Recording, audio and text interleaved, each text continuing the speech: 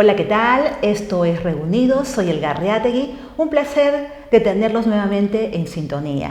En esta ocasión me acompaña Desiree Ruiz, quien está promocionando su nueva obra El silencio acuna pesadillas. Ella ya antes concitó la atención de la crítica y los lectores con su ópera prima Ofelia Descalza. Qué placer tenerte aquí, Desiree. Solamente nos vemos a través de las redes. Es verdad, Elga, muchas gracias. Estoy encantada de estar contigo. Tenía muchas ganas de verte, de felicitarte personalmente por todos tus éxitos. He estado viendo tu currículum, Desiree, y realmente me asombra, porque tú tienes un entorno primigenio muy especial, ¿no? Porque tengo entendido que te criaste en una casa llena de libros, donde tus padres eran lectores voraces, una afición que, por cierto, también han desarrollado tus hijas. También, Con tales precedentes, Desiree, casi imposible no convertirse en una buena lectora, ¿no es así? Exactamente. Yo he leído toda la vida porque he estado rodeada de libros. Al final yo creo que es el ejemplo, ¿no? Cuando se dice que podemos hacer para que los niños lean, para que los jóvenes lean, sí. Es el ejemplo. O sea, aunque les digas tú, lee, pero tú estás con la tablet o con la televisión, ellos lo que hacen es siempre imitar. Claro. Entonces, cuando tú sí que estás viendo que en tu casa se lee, que en tu entorno se lee, al final tú también lees, ¿no? Y también tus nietos seguramente leerán. Exactamente. Seguirán la senda. Escribes desde muy pequeña, principalmente relatos cortos, Desiree, con lo que tuviste mucho éxito. ¿Por qué luego das un giro y vas hacia la conquista de la novela? A ver, cuéntame. A ver, a mí me gusta mucho más la novela. Como lectora, yo leo poco relato. He leído relatos de autoras que me gustan mucho, como por ejemplo Marcela Serrano, o sea, que son escritoras de novela, pero que también se han entrado en el relato, pero no suelo leer mucho relato. Entonces, yo quería escribir una novela, me parece más, me gusta más, ¿no? Es como, lo que pasa es que exige mucho tiempo el escribir la novela, mucho tiempo y además mucho tiempo seguido, ¿no? Continuado. Sí. Y eso es lo que yo no tenía ni le podía dedicar ni le dedicaba. Entonces, claro, al tener tiempos más breves, me resulta más fácil elaborar un relato, que también exige mucho tiempo, porque de hecho yo creo que es más difícil incluso escribir un buen relato que una buena novela a veces, porque tienes que condensarlo todo mucho más. Pero era más fácil terminar algo pronto y entonces ya tener una retroalimentación, porque entonces luego ya pues había un concurso, te publicaban, alguien te leía, la novela era algo como más ambicioso. Sí. Entonces, claro, durante mucho tiempo yo no tenía ese tiempo para dedicarlo a la novela. Entonces, cuando ya luego vi que podía hacerlo, es cuando entonces me puse Pero ello. tuviste dos intentos, Desiree, a los 12 años y a los 18. A los 12 años, fíjate. Y proyectos que abandonaste. Exacto. ¿Qué pasó? Bueno, a los 12 años, evidentemente. Bueno, pero ¿cómo te parece? Tú sigues, vas a poder hacerlo, ¿no? Sí, te puedes imaginar, ¿no? Yo recuerdo perfectamente, era un cuaderno de espirales y cuadrículas, y era una historia sobre niños que van a buscar un arco iris, no sé, una cosa como muy infantil. Y luego, bueno, ahí se quedó. Y es verdad que a los 18, es verdad, mira, me lo acabas de recordar porque lo tenía allí como empecé una novela que de hecho la protagonista se llamaba Ónice y mi hija pequeña se llama Ónice por en recuerdo por esa primera novela que no terminé, porque al final no sabía muy bien cómo terminar, como luego lo dejé y comencé otra, pero ahora que me lo acabas de decir... Pero a lo mejor la retomas, ¿no? A lo mejor retomo, ¿no? Recuperarla. Porque eso ya sí que era una novela con una temática un poco más madura, ¿no? Aunque tenía 18 años, pero bueno, sí. Has declarado que puedes escribir en cualquier lugar, Desiree, y que no necesitas del silencio para hacerlo, pero lo que sí es un gran reto para ti, ya lo has dicho, el tiempo. ¿Son pocos esos momentos que dispones para escribir? Son pocos, porque... Claro, yo ahora venía pensando justo porque he leído una cosa cuando venía en el coche y es verdad que hay muchos escritores que yo conozco que para ellos la escritura es como su esencia, ¿no? Es una necesidad. Sí. Y entonces sacan tiempo de todos sitios, su profesión a lo mejor pues es una profesión simplemente para subsistir porque no pueden hacer la escritura. Sí. Claro, en mi caso no es así en realidad, ¿eh? En mi caso yo creo que soy antes profesora que escritora y entonces yo no me quito horas al sueño, yo escribo cuando tengo tiempo realmente y cuando creo que lo voy a disfrutar, ¿no? Y entonces claro, tengo muy poquito tiempo. Encuentro el tiempo pues en días que a lo mejor he terminado todo y tengo una tarde, o en verano porque como soy profesora tengo más vacaciones.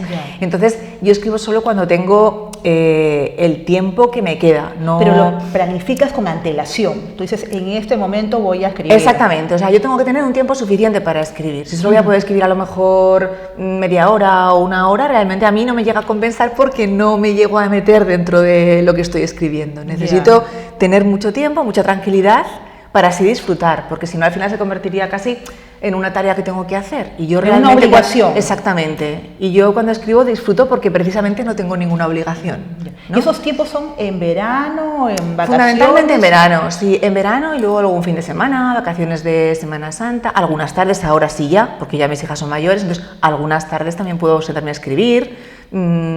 Bueno, son momentos que busco para la escritura. De ahí que tardas de publicación en publicación, exacto, ¿no? Años en escribir una novela, ¿no? Claro, cuando alguien me dice, ¿cómo es que tardas tanto? Porque realmente escribo poco.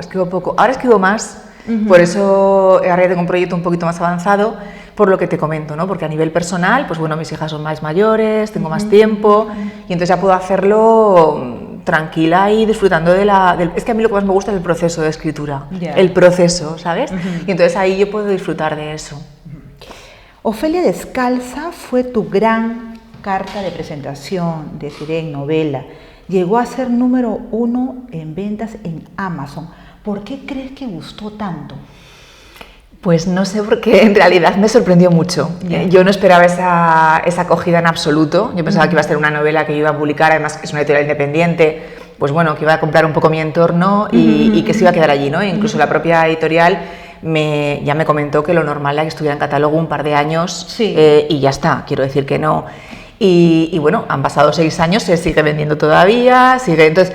no lo sé, es una novela de misterio, realmente es muy coral, hay muchos personajes femeninos, entonces yo creo que muchas lectoras, sobre todo, se sienten identificadas con alguna de ellas, ¿no? Les gusta mucho algún personaje femenino de los que hay, se sienten muy identificadas, o les gustaría tener, no sé, a mí me dicen, por ejemplo, pues una amiga así, o una hermana así, o una... Entonces, yo creo que a lo mejor por ahí puede ir un poco... Incluso por ahí hubo voces que decían que escribías para mujeres, ¿no? Mucha gente lo dijo, de esa manera. Sí, mucha gente lo dijo. A mí al principio me molestó un poquito porque yo no pensaba que era así, ¿no? Yo pensaba que al final es verdad que es una novela de sentimientos, es verdad que muchas de esas personajes son mujeres y por tanto son sentimientos a lo mejor un poco más femeninos, pero bueno... Pero no buscaste. Yo no busqué que fuera para mujeres, exactamente. Lo que pasa es que al final es que me doy cuenta que quizá mis lectoras mayoritariamente son mujeres. Mayoritariamente lo son. ¿Y algún lector varón? También los hay. ¿Te dijo algo al respecto? También los ¿Resaltó hay. la figura femenina en tu novela? Bueno, ¿O lo vio de otra manera? Hay lectores que son hombres que realmente les ha gustado mucho también la novela. Pero sí que es verdad que, aunque les haya gustado incluso, muchas veces sí que me han llegado a decir que hay una sensibilidad femenina, muy femenina en la novela, sí. Pero a ti eso no te importa. A mí me da igual. Sí. El silencio acuna pesadillas es tu segunda novela y está casi recién salidita del horno. Sí, en noviembre, a final de noviembre. No tiene nada que ver con la anterior, según entiendo, y en estructura se asemeja a tus relatos, donde juegas con los tiempos, el pasado en esta historia es crucial. Háblanos sobre el tema de fondo. A ver. En el silencio acuna pesadillas... el eje central que yo quería resaltar era que el lector reflexionara sobre cómo afecta lo que nosotros hacemos en la vida de los demás. ¿No? Hasta qué punto todo lo que hacemos les afecta. Y nosotros no somos conscientes. Exacto, no somos Cuando tú conscientes. tomas a lo mejor una decisión muy importante, pues no sé, a lo mejor te divorcias, tú sí que sabes que vas a afectar a otros, porque lo tienes claro. Pero en cosas pequeñas que hacemos todos los días, en una palabra, en una actuación, no nos damos cuenta de que puede afectar mucho a los otros, para bien y para mal. Entonces yo esto lo concreté más en el tema del acoso escolar, porque es un tema que, bueno, yo soy profesora, entonces sí, lo he visto de cerca. lo he visto de cerca. pero no tanto desde el punto de vista del momento del acoso, cuando son adolescentes, tanto el acosado como los acosadores y los observadores, porque no olvidemos sino cuando ya ha pasado un tiempo y las personas son adultas. Es decir, ¿hasta qué punto te puede afectar haber sido acosado? ¿Está claro? Nos marca. Pero también haber sido acosador y haber sido observador de un acoso, ¿no? En la vida de una persona. Y a veces por cositas pequeñas, ¿no? Que a lo mejor el acoso pensamos que son cosas muy gordas y son cosas pequeñitas que van haciendo mella en la persona, ¿no? De una manera muy dramática. La palabra daña. Exactamente, porque es verdad que supongo que habrá situaciones de acoso en las que a lo mejor violencia física, pero muchas veces no es violencia física. Y es una frase, es algo que te escriben en la puerta de un baño, es algo que... Hasta un gesto. Exacto, exacto, sí, sí. Y claro, a lo mejor yo siempre me he preguntado si las personas que hacen estas cosas saben realmente lo que están haciendo. Es decir, hasta qué punto puede afectar en la otra persona lo que están haciendo, ¿no? A lo mejor piensan, bueno, esto es una tontería o esto es una... Pero en ese entonces, hace mucho tiempo, decían que eran simplemente cosas de chicos, sí, travesuras, sí, se decía siempre, ¿no? sí. En todo caso decían, defiéndete, ¿no? No necesitas de nosotros, ve tú y soluciona tu problema, ¿no? Pero a veces no había armas, herramientas para poder afrontar eso. Exacto, yo creo que ahora hay mucha más conciencia, aunque sigan pasando muchas cosas afortunadamente, pero creo que la gente está más concienciada, ahora hay protocolos también en los centros escolares que se pueden aplicar de una manera mucho más sencilla. Pero bueno, yo creo que pasa por la educación y por concienciar también, desde el colegio, por supuesto, pero también incluso los padres a los hijos, desde pequeñitos, concienciarnos de que lo que hacemos nosotros afecta mucho a los demás y que tenemos que ser consecuencias. Muy bien, y que tenemos que ser empáticos también para poder entender cómo se puede sentir otra persona ante algo que nosotros le podemos decir. Ponerse en los zapatos del otro. Sí. Tu novela abarca 3 décadas, con saltos de atrás para adelante y viceversa. Y tocas temas, como ya bien has dicho, acoso, la venganza, la culpa y la reciente aparición en las redes sociales, deciré. Exacto. ¿Vamos en busca de respuestas al pasado o hacemos el intento de entender estos hechos en el presente? En realidad, las respuestas están en el pasado, ¿no? Por eso el título es El silencio acuna pesadillas, el silencio del pasado, los secretos ocultos que no se han comentado, que no se han contado, que no se han solucionado, al final pues pueden hacer que tengamos pesadillas en el presente, por decirlo de alguna manera, ¿no? Tanto desde el punto de vista simbólico, ¿no? Como desde en tu vida normal. ¿No? Exacto. Aquí lo que hago es utilizar el misterio, como siempre suelo utilizar, porque realmente lo que ocurre es que los acosadores de una persona, de un adolescente, ¿no? Comienzan a aparecer muertos, comienzan a ser asesinados, ¿no? Bueno, o a morir de una manera violenta, ¿no? Entonces lo que se va a ir viendo es si realmente tiene relación con acontecimientos del pasado. Con las víctimas. Con la víctima en ese caso del acoso y con más historias del pasado silenciadas, ¿no? Ahí se unen diferentes historias, no solamente es el tema del acoso, aunque es el tema pues que da más juego al principio, ¿no? Para cómo unen esos personajes. Pero al final hay más historias silenciadas que llegan a esos hechos presentes. Pero al final a mí me gusta siempre eso, jugar con los tiempos, que se vayan entretejiendo el pasado y el presente, porque yo siempre le he dado mucha importancia a lo que se queda atrás en el tiempo, qué ocurre con eso que ha pasado. Ya por eso yo siempre me gustan mucho, y lo utilizo mucho en lo que escribo, pues los diarios, las cartas que han quedado ahí olvidadas, ¿no? Y que son de alguna manera vestigios de ese pasado que pueden afectar al presente. Entonces, eso es lo que hago un poco, pues intentar hilar todo y buscar en ese pasado exactamente las respuestas del presente.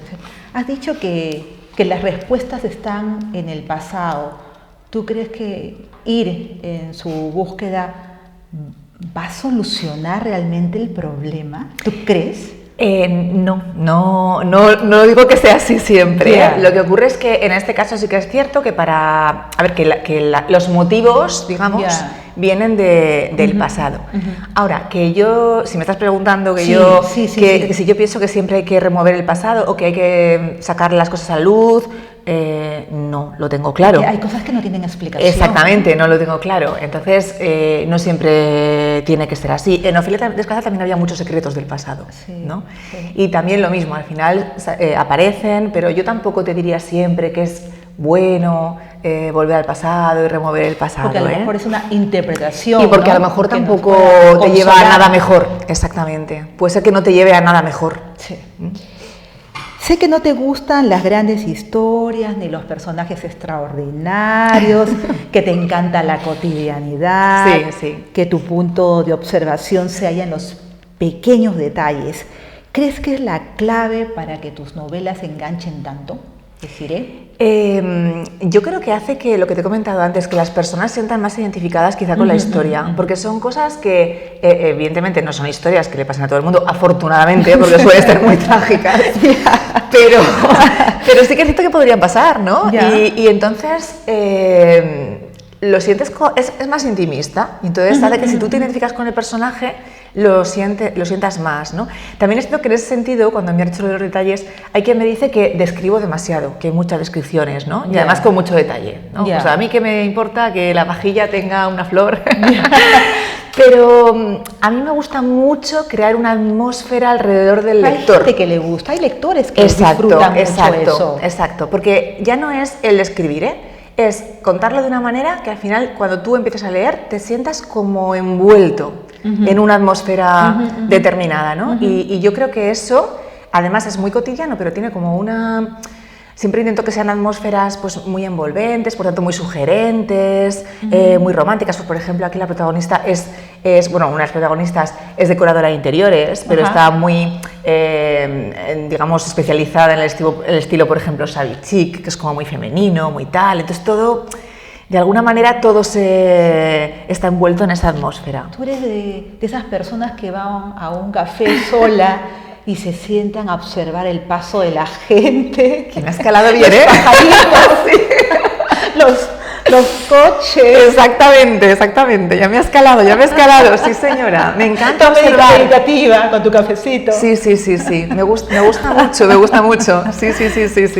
Te licenciaste en Derecho, sin embargo te desempeñas como profesora de educación secundaria en la especialidad de formación y orientación laboral en un instituto de Castellón. ¿Cómo lograste combinar la literatura y tu oficio de escritora en todo esto?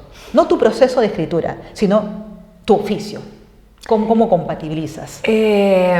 Bueno, porque yo realmente sí que me siento, ya te he comentado antes, más profesora que escritora. Lo que ocurre es que mi profesión, pues, que yo considero estupenda, quiero decir que yo soy una docente que me parece que estás satisfecha con todo. Yo estoy encantada con la docencia, eso es cierto. Es verdad que doy clase a gente pues, más mayor, es una posobligatoria, ¿no? Sí. Pero bueno, me deja mucho tiempo libre para poder escribir luego, y además es una profesión en la que yo puedo desconectar de una manera muy sencilla.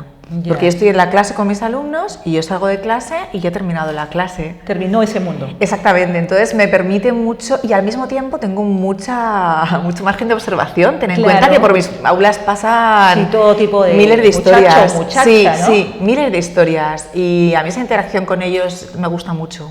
También, más allá de lo que yo les enseñe, ¿no? De contratos laborales y de derecho laboral, pero a ti te importa la persona y la historia. Sí, me aporta muchísimo, sí, mi profesión también. Entonces también me nutre para mi profesión de escritora. Me dijiste, deciré en la preentrevista, que no te considerabas una persona interesante, lo cual no es cierto, me acabo de dar cuenta que no es cierto, lo he certificado. Pues no puede serlo, digo yo, alguien que además de escribir y enseñar, se preocupa e involucra en temas de crecimiento personal.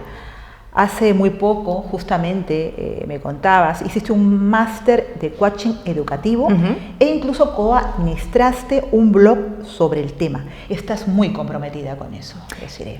Yo creo que es muy importante. Muy importante. Yo creo que se tendría que dar mucho más énfasis a todo el tema de educación de emociones, a gestión emocional, a control emocional, habilidades sociales. Nosotros en la especialidad que yo imparto docencia tenemos un módulo que es de relación en el entorno de trabajo, que habla de cómo relacionarse en el entorno de trabajo, y a partir de allí una compañera y yo empezamos a preocuparnos mucho de todo este tema, ¿no? De cómo ser más asertivo, de cómo comunicarte mejor, de cómo gestionar las emociones, cómo poder trabajar en equipo. Y entonces hicimos el máster porque nos interesaba muchísimo todas estas cosas. Y yo creo que es importante porque cuando yo, por ejemplo, tengo alumnos, me doy mucha cuenta que los alumnos que tengo que son muy jóvenes, no se preocupan tanto de estas cosas. Cuando tú les hablas de estas cosas, del crecimiento personal, del cambio, de no me digas yo soy así y ya está, no, gestiona tu agresividad o gestiona... No les interesa mucho. Y cuando tengo alumnos o tenemos alumnos que son más mayores, que están a lo mejor haciendo un ciclo formativo, pero ya tienen, pues no lo sé, 30 y tantos, 40 y tantos, les interesa muchísimo más, sobre todo si son mujeres. Eso es cierto. Yo creo que se han dado cuenta de que es importante toda esta gestión y lo utilizan mucho más y les dan mucha más importancia. En la actualidad nos relacionamos bien, Desiree, y eso que tenemos ahora la herramienta de las redes sociales. Yo he visto gente que es muy tierna, muy amable, muy empática en la vida real, pero en las redes saca toda su agresividad. Son otras personas. Son otras. O al revés, ¿eh? O al revés. Es que las redes sociales son muy engañosas, yo creo. Yo creo que tienen cosas muy buenas, por ejemplo, nosotras hemos podido relacionar, nos conocimos en un acto, ¿te acuerdas? En esa emisora, pero nos hemos podido seguir en contacto por redes sociales, claro, entonces te da mucha opción de tener relación y seguir en contacto con gente que si no, no podrías a lo mejor tener relación, porque a lo mejor pues no hay herramientas, pero son muy engañosas. Yo creo que las relaciones que se crean alrededor de las redes sociales, está el fenómeno del postureo, que creo que es una realidad absoluta, una realidad absoluta. Incluso el postureo en lo malo, porque ahora hay gente que a lo mejor se graba a lo mejor llorando para que vean que es real, pero a lo mejor tampoco es real que esté llorando, ¿no? Actúan. Exactamente. Y luego lo que tú comentas, gente encantadora, que allí sacan su lado troll, o sea, que sacan el lado horrible de esta pues toda la agresividad, la oscuridad. Sí, a lo mejor también como tienen están un poco auspiciados por el anonimato en algunos casos, y a lo mejor tienen un perfil pero que no están muy expuestos. Sí, pero bueno, tú lo pones allí y no pasa nada. Y no pasa nada. Yo creo que la gente no está consciente de lo que pone, es que lo que puede llegar a poner. Y luego al revés también, personas que a lo mejor en redes sociales hablan mucho contigo, son muy sociables, son muy tal, y mucho emoticono, mucha historia, y que luego te lo encuentras a lo mejor por la calle y casi no te saludan, ¿sabes? O casi no te hablan. O sea, que a lo mejor les cuesta mucho relacionarse en persona, que eso creo que les pasa mucho también a los jóvenes últimamente, lo que están acostumbrados muy bien a relacionarse mucho por las redes y luego en persona a lo mejor no son capaces de sentarse y tomarse un café. Les vence la timidez. Exactamente. O no saben cómo, ¿no? Muy bien. Cómo comportarse, ¿no? Entonces yo creo que las redes sociales son un instrumento que es muy bueno, pero también es muy peligroso. ¿Sabes? No solamente para el joven. No, para todos, para todos. Absolutamente para todos. Sí, para todos. Y yo creo que deberíamos moderar un poquito más entender que también es una forma de comunicación y que entonces todas las, digamos, reglas de comunicación que tenemos en la vida normal, ¿no? Que de alguna manera, bueno, pues todavía, aunque se está perdiendo un poco, pero se guarda la cortesía. Y la intimidad. Exactamente. También. Pues que ahí hay que también utilizarlo, efectivamente. Y ya no hablemos del uso del lenguaje en las redes sociales. No. Porque al final ya dará igual escribir de una manera que... Ahí está. No se escogen las palabras. Ya para terminar, Desiree, me ha encantado realmente. A mí también hablar contigo. ¿Para quién escribe realmente Desiree y cuáles son sus metas? Bueno, pues yo realmente cuando escribo para mí. Yeah. Sé que puede parecer un poco raro y que yo tengo conocidos escritores que también piensan en el lector y que a lo mejor sería lo que... Porque si luego lo vas a publicar es para que también lo lean, ¿no? Y entonces, pero realmente yo escribo para mí. Yeah. Yo creo que si yo me quisiera dedicar a esto, digamos, profesionalmente, no sé cómo explicarte, ¿no? Tendría que encontrar, no sé... Y escoge lo que quieres. Exactamente, yo escribo lo que quiero. Y de hecho, en esta segunda novela, al principio, cuando empecé a escribirla, ¿sabes lo que me ocurrió? Que cosas que me habían dicho en Ofelia Descalza, que a lo mejor no les haya gustado tanto o me había dado más problemas para a lo mejor hacer promoción o me había dificultado, intenté escribir un poco más pensando en luego la publicación. Yeah. Y lo que me pasó fue que no disfrutaba. Y entonces dije, se acabó. Tienes que ser tú. Sí, efectivamente. Y escoger tampoco el género que está Vuelvo de a mi moda. estilo, exactamente, porque intenté, lo que acabas de decir tú, intenté un poco más ubicarlo en novela policíaca, más hacia la negra, y yo no escribo así. Yo escribo un poco a lo mejor con un estilo un poquito más antiguo, siempre con ese misterio un poco más romántico, un poco más... Y más difícil luego de ubicar en un género la novela, es verdad, pero yo disfruto haciendo esto. Entonces yo escribo realmente para mí. Y la única meta en la escritura es seguir disfrutando con la escritura. Es decir, en el momento en que yo vea que yo a la hora de escribir ya no disfruto porque pienso más lo que te comento, pues dejaría de escribir. Al final yo soy también feliz sin escribir. Es como si mi vida fuera una televisión en color, ¿sabes? Y entonces cuando escribo es como si aumentara un poquito el color porque estoy como más feliz. Pero si llegara un momento en que eso empezara a bajarme la intensidad, pesarte, ¿no? Sí, entonces lo dejaría, sí. Yo creo que esa es la clave de tu éxito, Desiree. Muchas gracias. Me ha encantado volver a verte. A mí también. Mucha suerte con la novela. Muchas Yo gracias. creo que va a ser realmente un triunfo más para ti. Y bueno, voy a recuperar, como dije en la anterior entrevista, mi lema: nos encontraremos en el camino, Desiree. Así es, Elga. Muchas gracias. A ti. Y con ustedes, amigos, ha sido un placer tenerlos nuevamente en Reunidos. Soy Elga Reategui. Nos vemos muy, pero muy pronto.